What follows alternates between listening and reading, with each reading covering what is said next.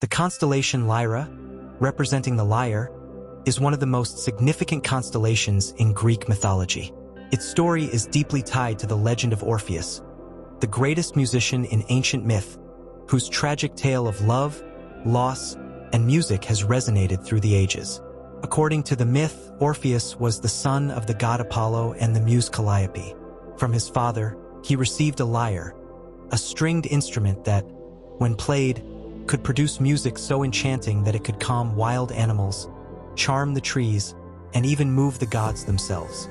Orpheus became renowned across the world for his musical talent, and his songs were said to be more beautiful than any heard before or since. The most famous story associated with Orpheus is his journey to the underworld.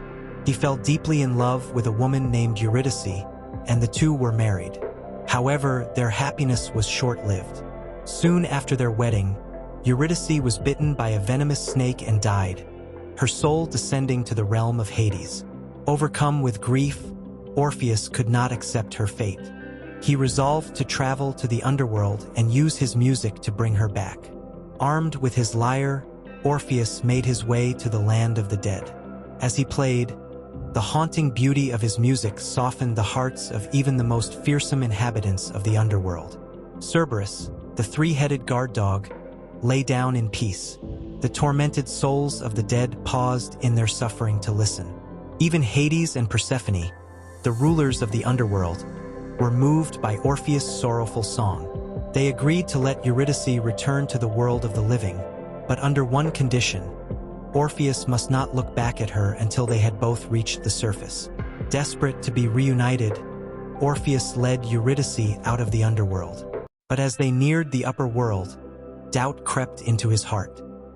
He could not hear her footsteps and feared he had been deceived. At the last moment, just before they reached the light, he turned to look at her. In that instant, Eurydice was pulled back into the underworld, lost to him forever. Heartbroken, Orpheus wandered the world, singing songs of grief and sorrow. He refused to love again, and in some versions of the myth, he shunned the worship of other gods in favor of his devotion to Apollo. This angered the followers of Dionysus, who, in a frenzy, attacked and killed Orpheus. His lyre was cast into a river, but Zeus, in honor of his unmatched musical talent, placed it among the stars, where it became the constellation Lyra.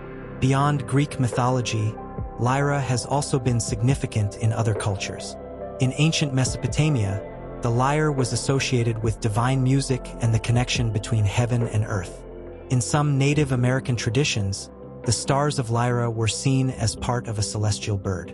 Lyra's brightest star, Vega, has long been an important navigational point and is one of the brightest stars in the night sky. Lyra is more than just a constellation. It represents the enduring power of music, the strength of love, and the sorrow of loss. Orpheus' tale is one of passion and tragedy, but his music lives on, immortalized in the stars. Every time we look up at Lyra in the night sky, we are reminded of his legendary talent and the idea that beauty, whether in music, love, or the stars, can transcend even the boundaries of life and death.